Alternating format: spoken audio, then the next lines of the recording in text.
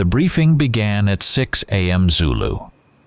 Tylon Wolf, call sign Plains Fang, stood alone in the Tactical Operations Center beneath Quantico, a sterile, refrigerated chamber the Office of Unidentified Incidents called the Nest. The air hummed with the low thrum of servers and air scrubbers. In the center of the room, a holographic table cast a ghostly blue light on his face, displaying a three-dimensional reconstruction of the Terra drill oil rig in Oklahoma. Jagged, torn steel rendered in shimmering photons told a story of impossible violence. "Connecting secure channel," a synthesized voice announced. The face of Doc Eris Thorne shimmered into existence above the hologram. Her features were sharp, analytical, and framed by dark hair pulled back into a severe bun. Emotion was a luxury her position didn't afford, and her expression was a perfect mask of clinical detachment. "Good morning, Fang," she began, her voice crisp and devoid of warmth. "The incident is designated 734 Alpha.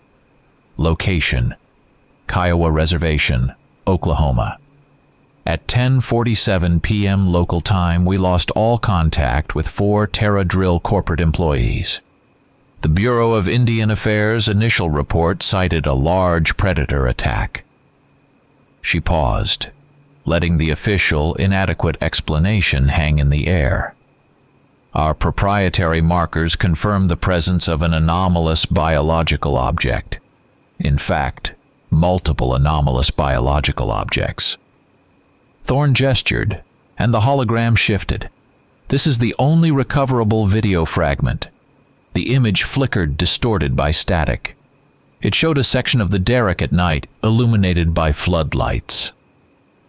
A 1,000-pound I-beam, thick as a man's torso, suddenly bent at a 90-degree angle as if struck by a freight train. A dark, fluid mass blurred across the screen for a fraction of a second, too fast for the camera's frame rate to capture. The accompanying audio was a shriek of tearing metal and something else. A low-frequency vibration that pressed in on Tylon even through the speakers in the Tactical Operations Center. Audio analysis detected a strong infrasonic component between 15 and 18 hertz, Thorne continued. Sustained exposure induces disorientation, nausea, and acute panic. A perfect psychological weapon. Tylon's gaze remained fixed on the bent steel. He had seen the effects of artillery, of high explosives. This was different. This was visceral. "Your mission is a solo insertion under Cryptid 3 protocol," Thorne stated, her tone leaving no room for discussion. "Infiltrate, identify, and establish a classification level. Your cover is an inspector from the Department of the Interior, investigating potential environmental contamination. Standard Pathfinder loadout. Minimize contact with the local populace." His eyes drifted to the equipment case laid out on a nearby steel table.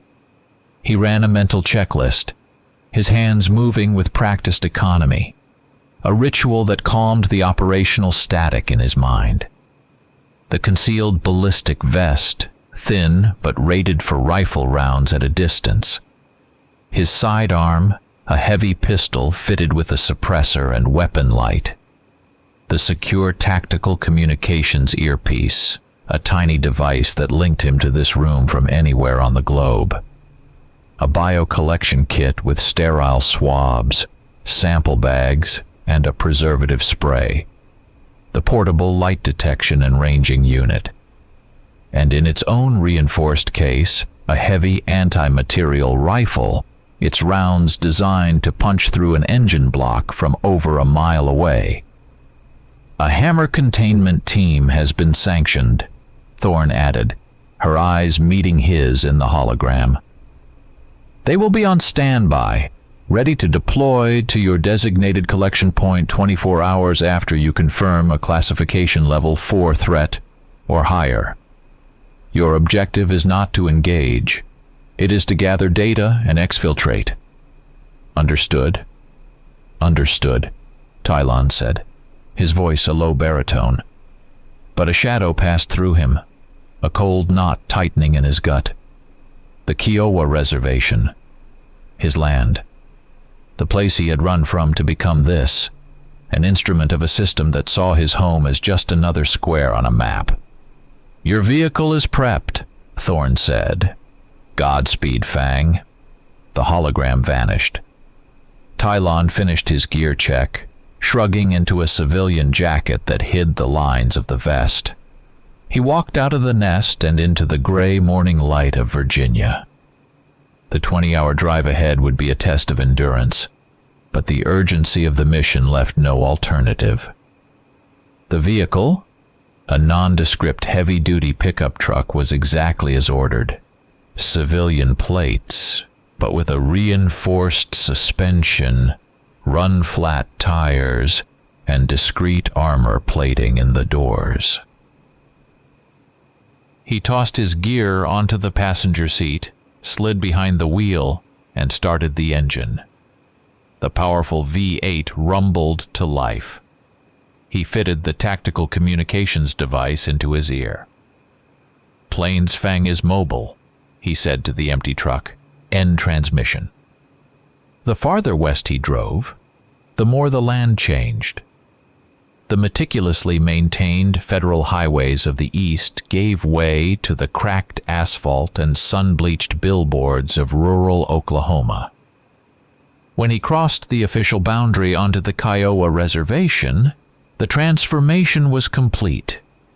Paved roads frayed into gravel and dirt. Manicured lawns were replaced by dusty yards where old cars rested on blocks like sleeping beasts. He saw poverty, but he also saw a stubborn pride in the hand-painted signs on small businesses and the careful arrangement of stones in a garden. He felt the shift deep in his bones. He was an outsider in the only home he had ever known. A tribal police sport utility vehicle blocked the road ahead, its light bar painting the dusk in lazy strokes of red and blue. The oil derrick loomed in the distance, a skeletal finger pointing at the sky. A woman leaned against the driver's side door, arms crossed. She wore a sheriff's uniform, the khaki fabric crisp, the badge on her sleeve gleaming. Her face was a study in hard-won authority, framed by a long, dark braid. Tylon pulled his truck to a stop and rolled down the window. The woman pushed off the car and walked toward him, her boots crunching on the gravel. Her eyes, dark and sharp, took in his clean truck, his government plates, his too-neat haircut. "Department of the Interior," she said. "You're late. The Bureau of Indian Affairs coroners were here all morning and already scraped up what was left. What are you looking for? An oil spill?" Tylon met her gaze and held it, his face a practiced mask of bureaucratic indifference. He passed his credentials and the official directive through the window without a word. She took them, her eyes flicking from the ID to his face and back again. She paused, her thumb tracing the name on the plastic card. "Wolf. You're Kiowa?" A humorless smile touched her lips. "And you work for them, the ones who took this land in the first place, and now send inspectors when their corporate friends chew it up." Protocol dictated he remain detached, to de-escalate. "Sheriff," he said, his tone flat and official, "I'm here to conduct a preliminary environmental impact assessment. I require full and unrestricted access to the incident site, unaccompanied." The sheriff laughed, a short, harsh sound. He saw her name tag. Hawk, Sheriff Susan Hawk. Right. An environmental inspector with a truck that weighs 2 tons more than it should, and the kind of eyes that have seen more than just soil samples. She handed his credentials back. "Fine, Inspector Wolf. Go do your assessment. But you should know, My laws apply out here. If your environmental samples start looking like brass, I'll be the first to know." She walked back to her vehicle and gestured to her deputy. The sport utility vehicle pulled aside, clearing the path. Tylon gave a curt nod and drove through. As he approached the rig, he slowed, his trained eyes scanning the ground.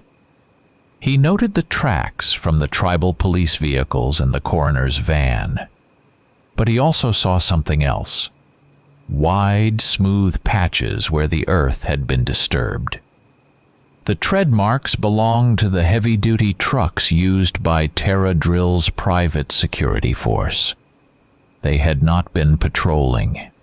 They had been grooming the scene, dragging something heavy to level the ground and erase whatever tracks had been left in the dirt. A cover-up. He parked 100 yards from the silent derrick, the setting sun casting long, distorted shadows. A low, sub-audible hum vibrated up through the tires, through the chassis, and into his seat. It was not the thrum of machinery. The rig was dead. This was something deeper, something from the earth itself. He keyed his comms. "Thorne, this is Fang. I'm on site. I see evidence of corporate tampering with the scene. Local law enforcement is hostile but compliant for now. Commencing Phase 1. The hum grew louder, a resonant frequency that spoke of immense subterranean pressures. It was the sound of a sleeping giant stirring. The derrick was a monument to savagery. It stood silhouetted against the bruised purple of the twilight sky, a mangled skeleton of steel. The scene was worse up close. Dark, rust-colored splatters coated the machinery, some as high as 10 or 12 feet off the ground. The air was a sickening cocktail of ozone, iron, and a wild, musky scent that reminded Tylon of a wet wolf. But bigger, angrier. He pulled on nitrile gloves and disposable boot covers, moving with the methodical grace of a crime scene investigator. His Office of Unidentified Incidents Training took over, a series of practiced steps that walled off the disquiet he felt. He knelt, scraping a soil sample from the base of a support beam, the earth dark and sticky. He took a metal shaving from the edge of a torn steel plate, the gash impossibly deep. Tucked into a ragged tear in the side of a control module, he found a tuft of coarse black and gray fur. It felt like wire. He bagged and tagged each item, photographing it with his data pad before moving to the next. Next, he set up the light detection and ranging unit. The cylindrical device whirred to life, its sensor head rotating as it bathed the entire area in invisible laser pulses. On his tablet, a point cloud image began to form, resolving into a perfect-to-the-inch three-dimensional model of the carnage. He ran a trajectory analysis. The attack vectors, highlighted in stark red lines, were not random. They showed a coordinated assault, targeting structural weaknesses and power conduits. It was tactical. Then he found the tracks. They were massive, like a wolf's, but with 5 distinct toes and a clear heel pad that spoke of a creature that could balance its weight differently. He mixed a small bag of plaster and poured a perfect cast of one of the prints. Following the trail, he saw where the pattern shifted. A set of prints, deep in the soft earth, showed where a creature running on 4 legs had gathered itself. The tracks vanished, then reappeared 25 feet away, on the other side of a 10-foot-high shipping container. It hadn't gone around. It had cleared it in a single leap, and the tracks that landed were different, longer, deeper, clearly bipedal. He shut down the scanner. The technology had given him the what, but not the how. Now his other training took over, the lessons his grandfather had taught him on these same planes. He closed his eyes, filtering out the smell of blood and focusing on the air itself. He noticed what the instruments missed. A single snapped branch on a cottonwood tree 30 yards from the rig's perimeter. A perfect observation post. He noted the direction of the prevailing wind, and how the attackers had used it to approach from downwind, their scent masked until the last second. And there was another smell, faint and sharp beneath the musk. Scorched stone. The residue of the infrasonic resonance. He walked a safe distance away from the derrick before opening the comms channel. Thorn. It's a classification level 5. I repeat, classification level 5. The silence on the other end was telling. Level 5 was a designation reserved for entities of catastrophic potential, a threat so far beyond their normal parameters it was almost theoretical. 2 anomalous biological objects, Tylon continued, his voice steady despite the tremor in his hands. Estimated mass exceeds 600 pounds each. Confirmed bipedal and quadrupedal locomotion. Top ground speed hits 45 miles per hour. They exhibit sophisticated tactical planning. Thorn. These aren't animals. They're hunters. Classification level 5. Thorn's voice was tight with skepticism. Tylon, that's a city-ender designation. Is your data suffering from an aberration? The models don't support it. The models are wrong, Tylon said. And a level 5 designation isn't just about combat potential. It can apply to a cascading ecological disaster. If their goal is to stop the drilling at any cost, the collateral damage could contaminate the aquifer for generations. That's the city ender. I need those biosamples for confirmation. Get them to the nearest dead drop. In the meantime, the Hammer team is on full alert. They're spinning up, awaiting your final go word. Following protocol, Tylon first drove to a desolate, pre-arranged coordinate. From a hidden compartment in the truck bed, he launched a small, high-speed delivery drone, attaching the biosample case to its payload clamp. The drone ascended silently into the dusk, banking west on a pre-programmed flight path to a covert recovery team. With the physical evidence en route, he was now free to pursue a different kind of intelligence. Tylon looked from the ravaged derrick to the dark, silent hills that ringed the horizon. Go word. It sounded so simple, so clean. The map from the light detection and ranging unit combined with the tracks pointed to a single origin point, a low, unassuming hill several miles from the rig. The government survey maps listed it as Unnamed Peak 734. Tylon knew it by another name. The Kiowa called it the Hill of Sleeping Sentinels. Protocol dictated he check into a motel, upload his data, and await the arrival of the Hammer team. He turned his truck in the opposite direction. Technology and protocols had taken him as far as they could. Now he needed a different kind of intelligence. He drove toward the cluster of houses that made up the tribal settlement, feeling the weight of his decision settle upon him. He was breaking the first rule of his mission: minimize contact. The moment he drove into the community, he felt the shift. Children playing in a dusty yard stopped and stared, their games forgotten. Men working on an engine straightened up, their expressions hardening. He was one of them by blood, but his government truck and his crisp off-reservation clothes marked him as something else. An apple, they called kids like him. Red on the outside, white on the inside.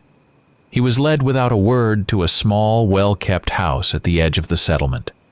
Inside, the air smelled of sage, old wood, and brewing coffee. Samuel Black Elk sat in a worn armchair, a heavy blanket across his lap despite the evening warmth. His face was a road map of deep lines, and his eyes were dark, patient wells that seemed to see right through Tylon's carefully constructed armor. He did not offer Tylon a seat. "The son of White Wolf returns in the coyote's clothing," the old man said, his voice a low rumble. "What brings the government's shadow to my door?" Tylon dispensed with the cover story. "It would be an insult here." "I need to know about the hill," he said, his voice softer than it had been in years. "The one the old maps don't name." Samuel nodded slowly. "It is not a hill. It is a cradle. A place of rest." He looked toward the window in the direction of the distant peak. "There sleep the Shunka-Warakin. They are not wolves, not men. They are guardian spirits, bound to the land. They wake when the land is in pain. When men cut it, poison it, drill into its bones until its silent scream becomes too loud to ignore." The pieces clicked into place in Tylon's mind with the force of a physical blow. The drilling, the fracking chemicals, the constant, low-level seismic vibrations. These were not random attacks on a corporate facility. They were a targeted, systemic immune response. "They're protecting the hill?" Tylon asked, leaning forward. "They protect us all from the consequences of our own deafness," Samuel corrected him gently. "The machine men cannot hear the earth cry out, but the sentinels can. You have come with your science and your guns to kill the medicine, because you have mistaken it for the disease. If you destroy them, Tylon, what will stop the sickness from spreading? When they are gone, who do you think the men with machines will come for next?" Tylon left the elder's house, the old man's words echoing in his mind, resonating with the hum he'd felt from the earth. As he reached his truck, his tactical earpiece chirped. It was Thorn. "Fang, report your position. You're off-grid." Her voice was urgent. "The lab just finished preliminary analysis on the biosample. The biological signature has no terrestrial analog. It's not in any database on Earth. I'm confirming your Level 5 assessment. The director has given the green light. Operation Hammer is a go. Coordinate their insertion." Tylon looked from the cold, glowing screen of his datapad to the dark, silent shape of the hill of sleeping sentinels. An order from his government and a warning from his ancestors. The two halves of his soul were at war. He could not wait for the Hammer unit. Their approach would be loud, aggressive, and wrong. They would treat the sentinels like a conventional target, and they would be slaughtered.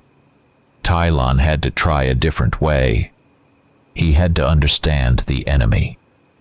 He drove to within a half-mile of the hill, parking the truck in a dense thicket of black locust trees. He changed into a ghillie suit, its strips of muted fabric making him dissolve into the landscape of dry grass and shadow. He moved to a ridge overlooking the approach to the hill, a position that gave him a clear field of fire 400 yards out. Methodically, he set up his equipment. Seismic sensors planted in the dirt, tiny spikes that would register the footfalls of anything heavier than a deer. A directional microphone aimed at the base of the hill. Finally, he uncased the anti-material rifle. The weapon was a precision instrument of immense power. He slid a magazine into the well, the rounds clicking into place. They were not standard ammunition. Each heavy slug was an organizational special, with a dense depleted uranium core designed for maximum penetration against hardened targets. He attached a thermal scope, the world shifting into a monochrome palette of heat and cold as he peered through it. Then he waited. He became part of the ridge, his breathing slow and shallow, his pulse a steady, disciplined rhythm. The sun set, and the temperature dropped. The world seen through the thermal scope became a high-contrast battleground of life and death. He was not just waiting. He was listening, the way his grandfather had taught him. He listened past the chirping of crickets and the rustle of the wind.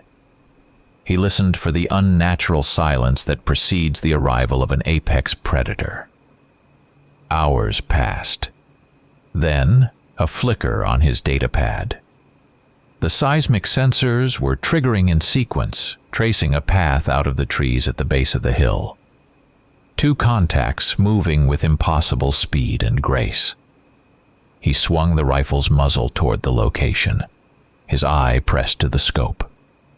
2 heat signatures resolved out of the cold background. They were huge, standing nearly 10 feet tall. They did not run like men or animals. They flowed through the trees, using a leapfrogging tactic of cover and movement, one advancing while the other watched. It was a patrol pattern he'd seen special forces use in Afghanistan. The lead creature, the Alpha, stopped. It bent down, and its thermal signature flared as it effortlessly lifted a boulder the size of a car engine. With a smooth, powerful motion, it hurled the rock. Tylon tracked its arc. It was aimed at the distant, dark shape of the oil derrick. A moment later, a faint clang echoed across the plains. They were systematically dismantling the source of the irritation. Tylon made his decision. He had to test their durability. He had to know what the hammer unit would be up against. He centered the crosshairs on the Alpha's massive shoulder joint, exhaled and squeezed the trigger. The rifle's report was a deafening crack that tore the night apart. The round, traveling at nearly 3,000 feet per second, crossed the 400 yards in an instant. The thermal scope showed a brilliant white flash as the bullet hit. The creature was thrown backward, stumbling several feet. A roar of pure agony and rage ripped through the air, a sound that bypassed the ears and vibrated directly in Tylon's bones. But it was not dead. It was not even down. As Tylon watched in disbelief, the sentinel straightened up. It reached into its own shoulder, its claws digging into flesh, and pulled out the glowing, mangled slug of depleted uranium. It tossed the metal aside, where it hissed on the cold ground.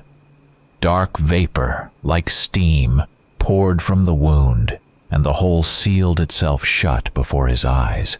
The second creature, the Beta, threw its head back and let out a low, pulsing hum. Infrasound. Tylon's vision swam. Nausea clawed at his throat. The 2 sentinels turned their heads in perfect unison and stared directly at his position. They had not seen the muzzle flash. They had felt the bullet's path. They knew exactly where he was. In the split second before they charged, Tylon activated a small, disposable device on his belt. It emitted a burst of chaotic, multi-frequency infrasound, a jarring wave of sonic static designed to momentarily overwhelm their senses. The creatures flinched, disoriented for a critical instant. For the first time in his career, Tylon Wolf felt the icy grip of primal fear. He grabbed his rifle and scrambled backward, crashing through the brush. The hunt had begun, and he was no longer the hunter. Just after dawn, a Chinook helicopter, stripped of all markings, descended toward the designated rally point. It touched down in a whirlwind of dust and flattened grass, its ramp lowering before the skids were even settled. From its belly emerged the hammer team. 4 operators encased in heavy body armor augmented with whining hydraulic exoskeletons. They moved with the ponderous certainty of walking armored vehicles. Their commander, a thick-necked man with the call sign SAW, stomped down the ramp and surveyed the scene with open contempt. He spotted Tylon leaning against his truck. "Tracker, your job's done," SAW said, his voice a gravelly bark amplified by his helmet's external speaker. He did not bother to use Tylon's call sign. "The pros are here now. We'll bag and tag these overgrown coyotes. You stick to the Tactical Operations Center and keep the line to Central clear." The dismissal was absolute. In SAW's eyes, Tylon was just a native guide, fundamentally incompetent to handle a real threat. SAW turned to his team, his voice booming with authority. "All right, listen up. Plan is aggressive search and destroy. We move in, we find them, we put them down. Hard." He pointed to their weapons. "Russo, you're on the automatic shotgun with fragmentation shells. I want anything that moves shredded. Marks, you've got the heavy anti-material rifle. Go for center mass. Jacobs, you're on containment with the net gun. Neurotoxin capsules on standby. Let's move." As the team prepped their gear, a terrifying arsenal of automatic shotguns firing high explosive rounds, a powerful anti-material rifle, and a pneumatic cannon that fired nets woven from monomolecular fiber. A new variable arrived. 2 armored sport utility vehicles flying the Terra Drill corporate logo screeched to a halt at the perimeter. A man in a tactical vest with Jennings stitched on it jumped out. He was the chief of the rig's security, and his face was a mask of anger and confusion. "What the hell is going on here?" Jennings demanded, striding up to SAW. "This is private property? We're conducting a security drill?" The lie was so thin it was transparent. SAW relished the confrontation. He took a step toward Jennings, his augmented frame making him a foot taller than the corporate security chief. "This is now a restricted federal operation. Get your rent-a-cops off my perimeter, or I'll classify you and your boys as hostile combatants. Am I clear?" Jennings's face paled. He sputtered for a moment, then backed down, gesturing for his men to pull back. But they did not leave. They formed a loose cordon, watching, waiting. A second front. Tylon stepped forward, breaking his silence. "Commander," he said, addressing SAW directly, "you can't go at them head-on. They use the terrain. They have advanced tactics. They—" "Wolf," SAW cut him off, turning his helmeted face toward him. The black visor was impenetrable. "Go play with your dirt samples. The big boys are working now." Without another word, the hammer team moved out. They entered the woods in a diamond formation, their exoskeletons whirring, their heavy boots crushing the undergrowth. They were a technological sledgehammer searching for a nail. Tylon retreated to his truck, which now served as a makeshift tactical operations center. He powered up his datapad, patching into the live feeds from the team's helmet cams. On the 4 small screens, he watched the armored soldiers push into the silent woods, their confidence radiating from every clanking footstep. A deep sense of dread settled over him. They were walking straight into a slaughter. Inside the woods, the hammer team executed their plan with textbook precision. They established a kill zone in a small clearing, planting a sonic emitter that pulsed with a frequency designed to mimic distressed prey. A nearby sprayer misted the air with a synthesized pheromone cocktail, an irresistible lure for any known terrestrial predator. The perimeter was seeded with motion-activated claymore mines and a web of laser tripwires. It was a perfect trap for an animal. Tylon watched the 4 helmet cam feeds on his datapad. The woods were still. Too still.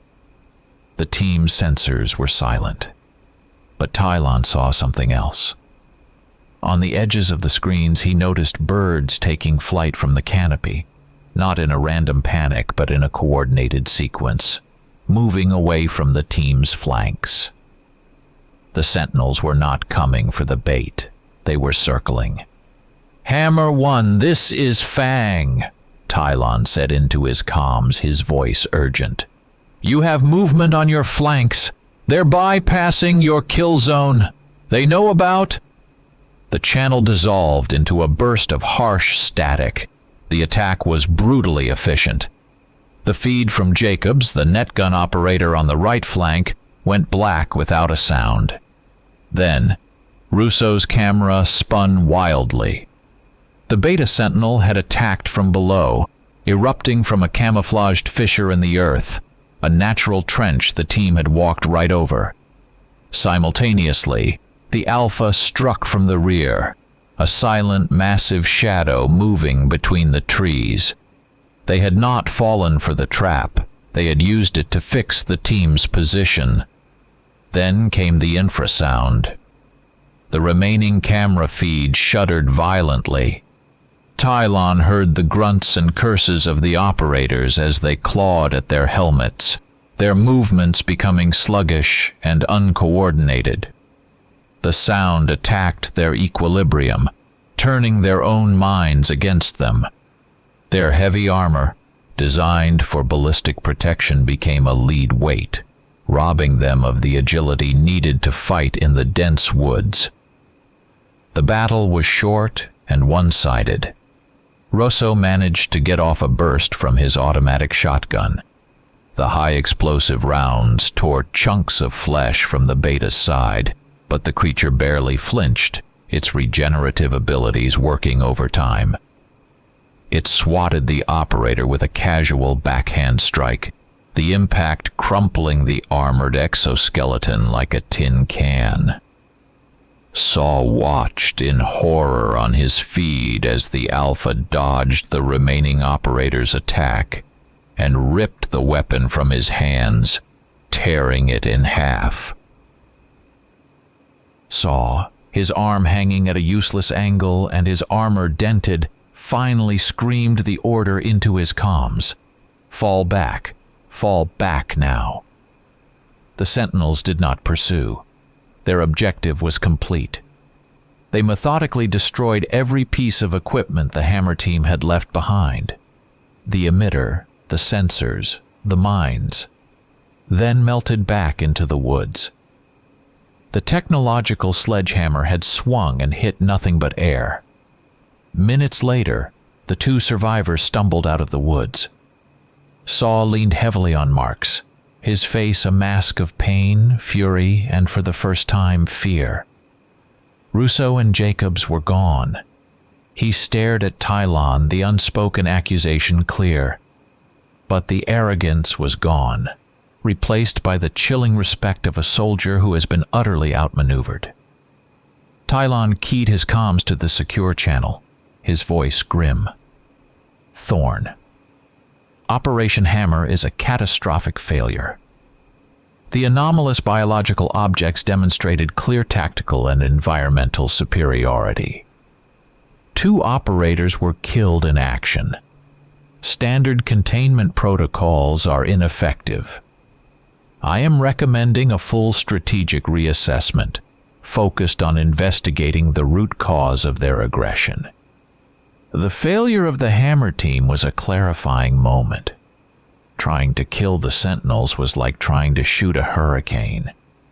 It was a force of nature, and you couldn't win a fight against nature. You could only understand its cause. Tylon knew he had to stop treating the symptom and find the disease.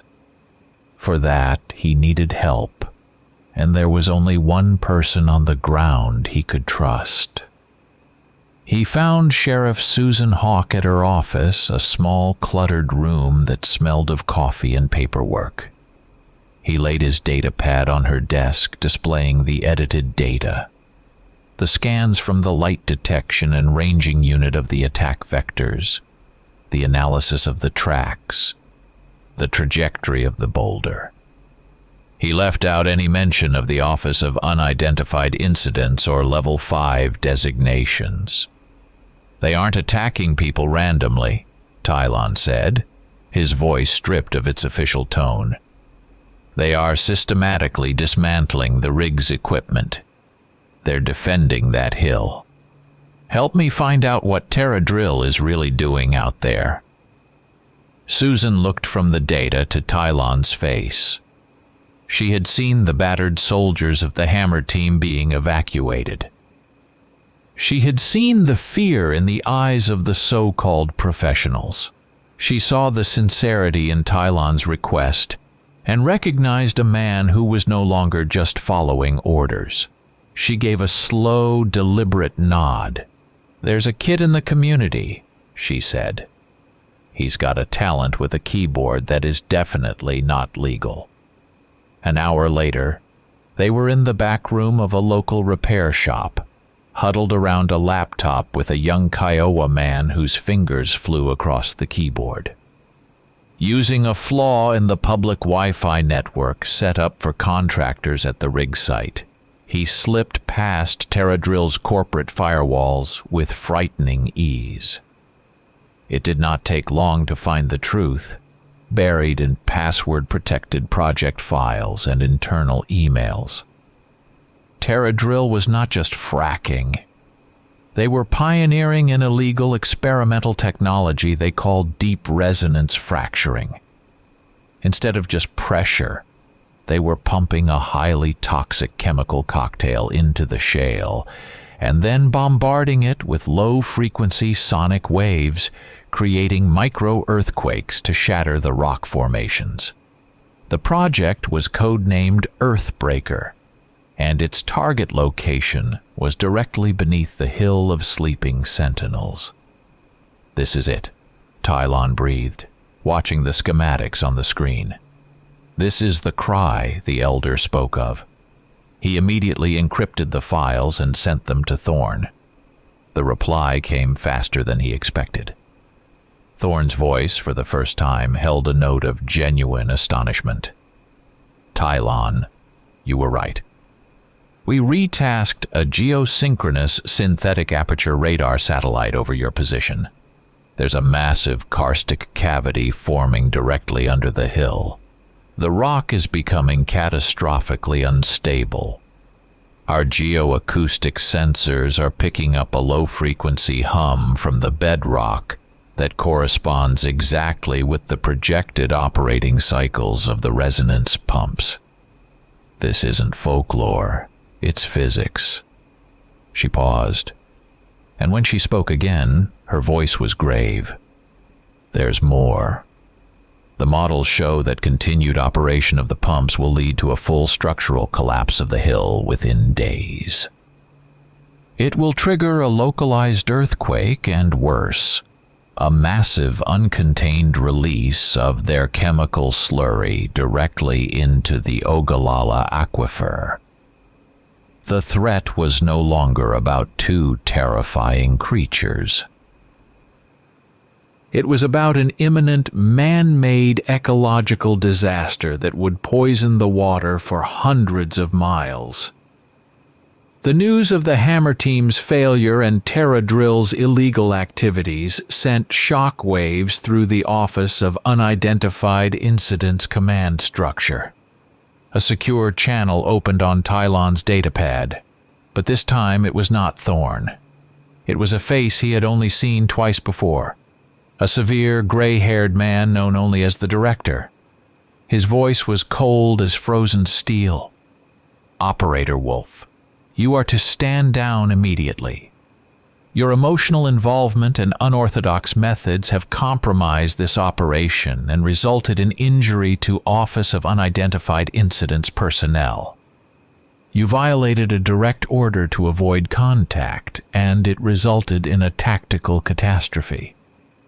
Tylon started to speak, to argue that his methods had uncovered the truth, but the director cut him off. The truth is irrelevant at this point. What is relevant is that we have an uncontained Level 5 threat and a ticking clock on a potential public disaster. We can no longer afford subtlety. The director's eyes were hard, unyielding. I have activated Omega Protocol. A formal request has been routed through the United States Special Operations Command. In 12 hours, a Delta Force unit will be on site with a mandate for full-spectrum dominance. They will employ thermobaric ordnance to collapse the cave system and entomb the targets.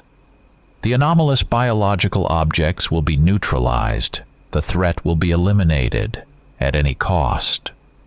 The words hit Tylon and Thorn, who was patched into the call, like a physical blow. A full-blown military operation on a sovereign reservation. The use of fuel-air explosives would not only kill the sentinels, but would also trigger the very geological collapse they feared, ensuring the aquifer was poisoned. The ensuing scandal would destroy the Office of Unidentified Incidents and shatter the fragile trust between the United States government and all Native American nations for generations. It was a monstrous sledgehammer solution to a problem that needed a surgeon's touch. "Sir, that's insane," Tylon said, his voice dangerously low. "You'll create the disaster you're trying to prevent. That is a risk I am willing to take to ensure those things do not leave that valley," the director snapped. "Your involvement is terminated. Thorn, you will coordinate the handover." End of discussion. The channel closed, leaving a stunned silence. Tylon stared at the blank screen, his mind racing. 12 hours. A moment later, a new message popped up on his datapad. It was from Thorn, sent through a heavily encrypted, non-Office of Unidentified Incidents channel. It was short and brutally simple. 12 hours. Unofficial. "They are wrong, Tylon. Finish this." It was all he needed. He had a choice. Follow orders and allow a massacre, or commit career suicide and possibly treason to do the right thing. It was not a choice at all. Methodically, he wiped all Office of Unidentified Incidents software and data from his devices, leaving only the topographical maps and the Terra drill intel. He pulled the tiny tactical earpiece, the sole link to the world he had inhabited for a decade, and let it drop into the dust. The weight of it vanishing was liberating. He was no longer Plains Fang, government operative. He was Tylon Wolf, son of the Kiowa, and he had a home to save. He went back to the house of Samuel Black Elk, the dust of his abandoned life path settling behind him. He walked in not as a government agent, but as a man seeking counsel. "They're coming," Tylon said, his voice raw. "An army to burn the hill and everything in it. I have less than 12 hours. Tell me how to quiet the sentinels. Not kill them. Quiet them." The old man looked at him, his gaze deep and knowing. He nodded. "The sentinels are an echo of the land's pain. To silence the echo, you must first silence the voice that creates it. You must stop the screaming machine." An idea, insane and brilliant, began to form in Tylon's mind. A plan that fused the two worlds he had lived in. He unrolled a paper map on the elder's simple wooden table, placing his datapad next to it. It was a marriage of ancient geography and modern tactical display. I can't get to the pumps alone. Terra Drill's security is on high alert. But I don't have to. He looked up at Samuel. I'll use the sentinels themselves. I will use their rage as a key to unlock the door. His next stop was the makeshift aid station where the remnants of the Hammer team were nursing their wounds and their pride. He found Saw, his arm in a high-tech sling, his face a grim mask of humiliation. Tylon laid out the plan, his voice calm and logical. You can sit here and wait for the army to clean up your mess and take the blame for the disaster that follows, Tylon said. Or you can help me finish this mission the right way. I'm not asking you to fight them. I'm asking you to help me aim them. Saw stared at him, then at his wounded operative. He was a professional soldier, and he recognized a sound, albeit desperate tactical plan when he heard one. The logic was undeniable. He gave a single curt nod. The plan was a three-phase operation. Phase 1. Tylon would act as bait, drawing the sentinels out and leading them on a chase directly toward the Terradrill rig. Phase 2. Saw and his remaining operative, Marks, would take up sniper positions. Using their high-powered rifle, they would fire not at the creatures, but around them, using the impact of the heavy slugs to create a corridor of fear, funneling the enraged sentinels toward a single target, the main pump control facility. Phase 3. While the sentinels unleashed hell on the corporate security, Tylon would use the chaos as cover to infiltrate the one building they had been avoiding, the pump control station. The reinforced concrete walls and the intense field of pain from the resonance have kept them away from it, but I can get inside and hit the emergency shutdown. Before he left, Samuel Black Elk stopped him. The elder dipped his fingers into a small bowl of charcoal paste and drew 2 simple lines on Tylon's cheeks, a symbol of purpose, not of war. He pressed a small amulet, a polished eagle's talon on a leather cord, into Tylon's hand. "You do not go to kill," Samuel said. "You go to heal. Remember that."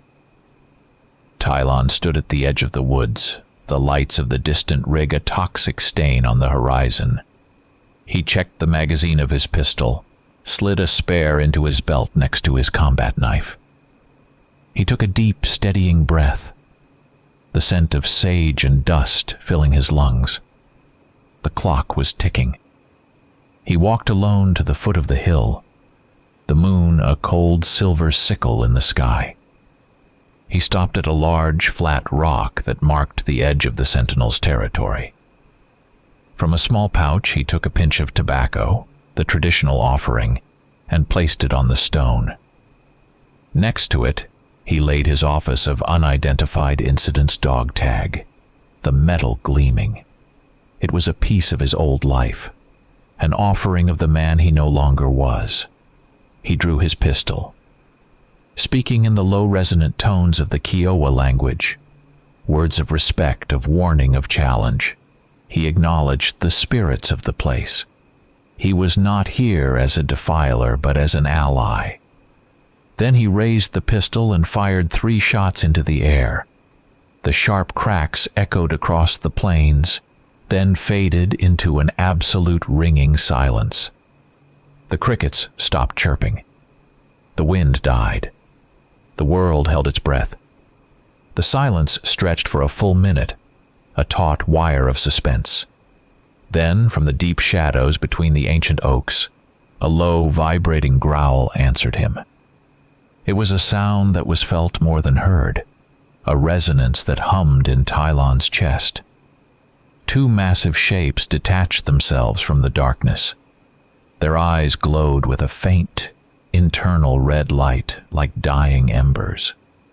They were larger up close than he could have imagined, mountains of muscle and sinew. They did not charge. They flowed into the clearing, their movements fluid and deliberate. They were studying him, assessing the lone human who had dared to call them out. The Alpha, The one with the freshly healed shoulder took a step forward.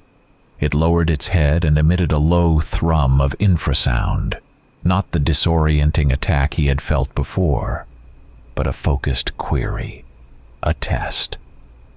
Tylon stood his ground, his heart hammering against his ribs, but his body perfectly still. He met the creature's intelligent, burning gaze, showing no fear, only purpose. He held its gaze for a long moment, then slowly, deliberately, began to back away, moving sideways toward the distant lights of the rig. The sentinels watched him. Then, with a coordinated, silent push, they began to follow. Slowly at first, a patient stalking. Tylon increased his pace, breaking into a jog. The sentinels matched him, their long, loping strides eating up the ground.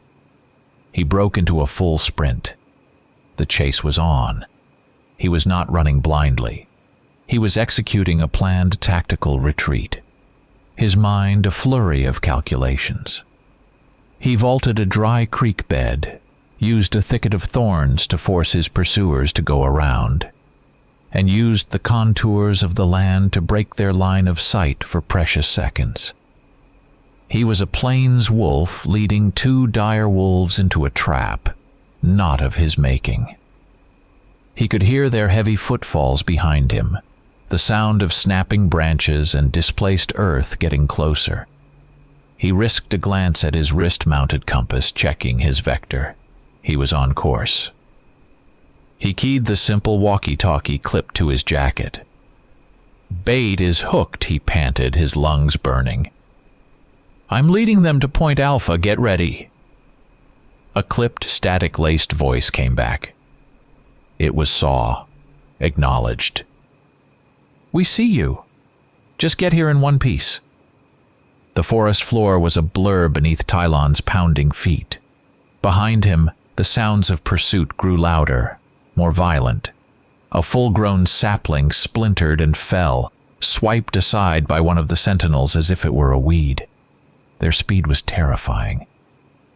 He could hear their panting breaths now, a sound like air being forced through a blacksmith's bellows, and he could smell the sharp electric scent of ozone that clung to them.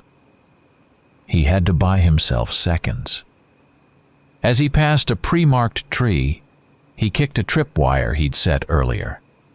It was not connected to an explosive, but to a bundle of fat wood shavings and dry grass.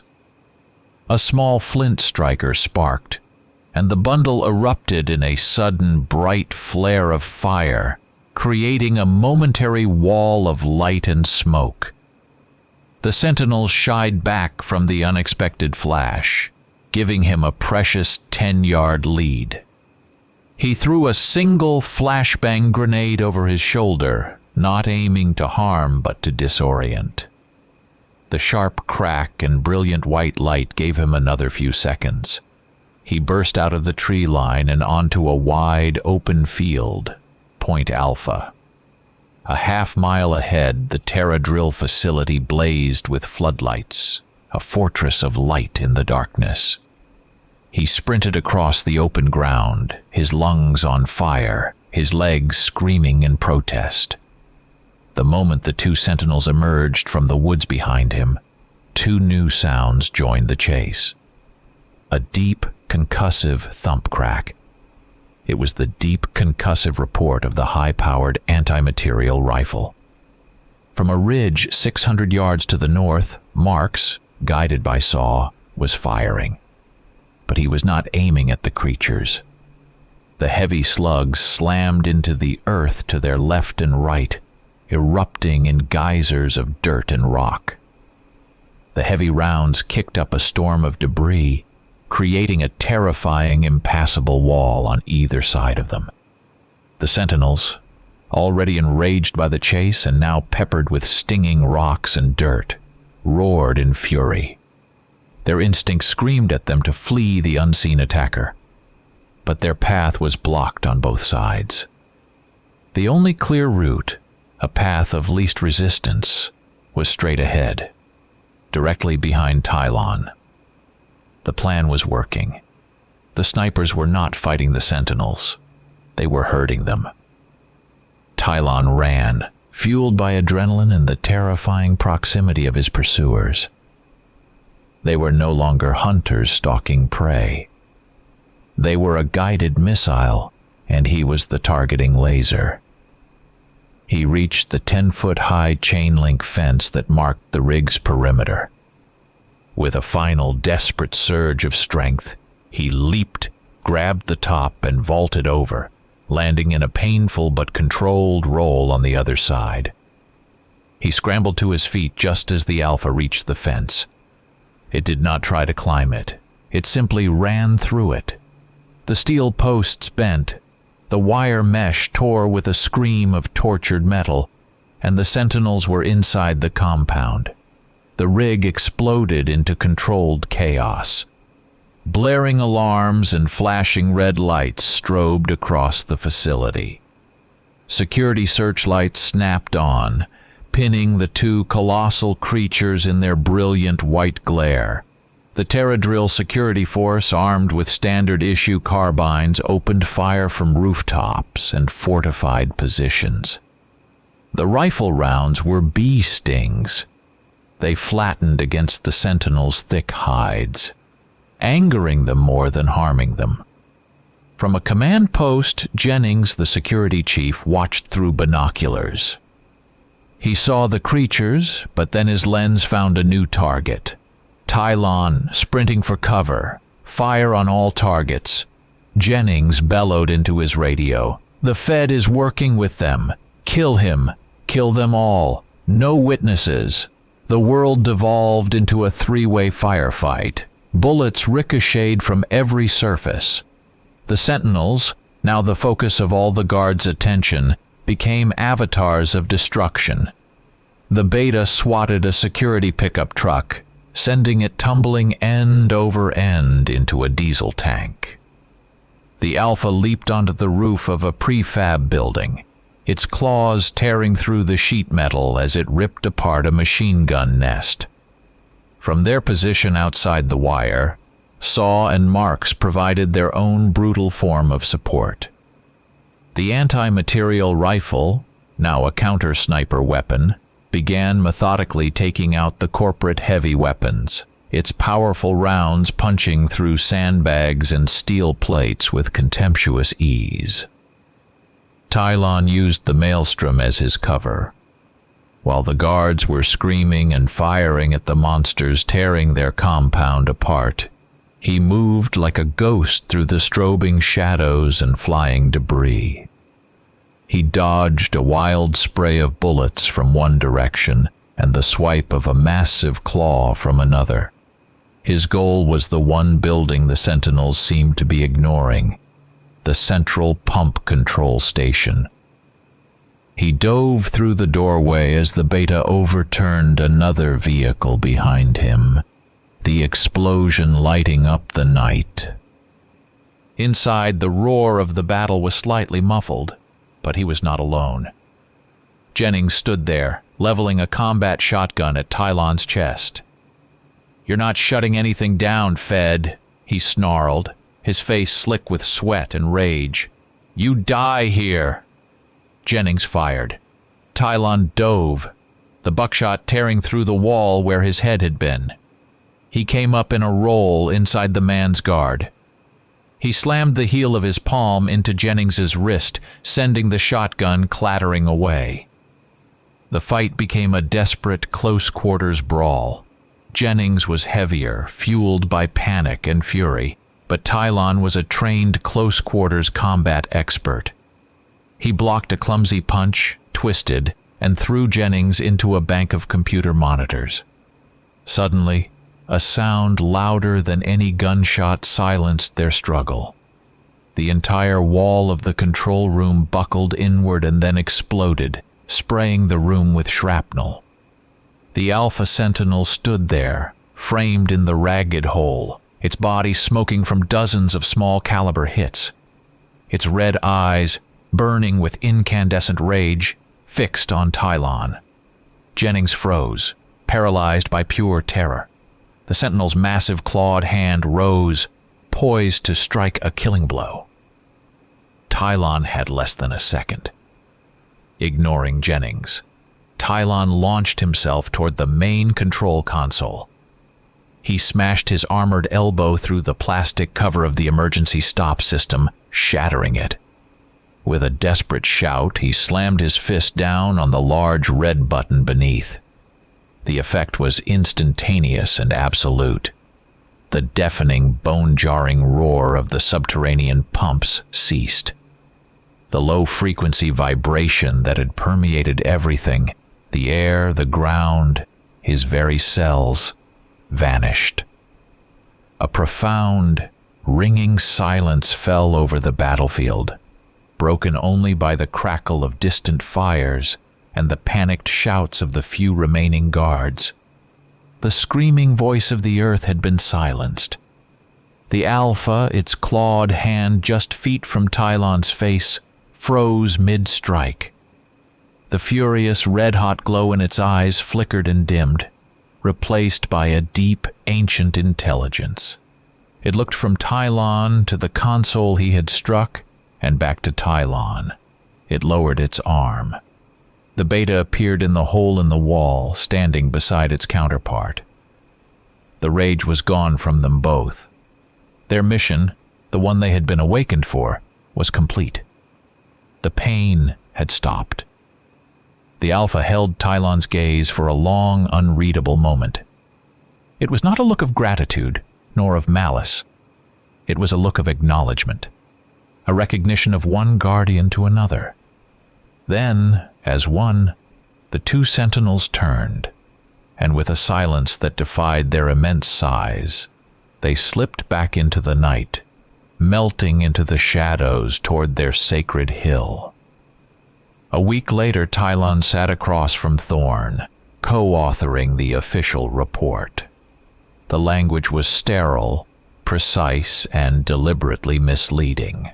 The illegal experimental activities of the Terra Drill Corporation resulted in extreme geological instability, which in turn provoked unprecedented territorial aggression in a previously undocumented indigenous predator species. The cessation of the aggravating activity led to a full de-escalation of the threat. The Omega Protocol was rescinded the moment our sensors confirmed the pumps were offline and the entities had returned to a dormant state. Delta Force stood down.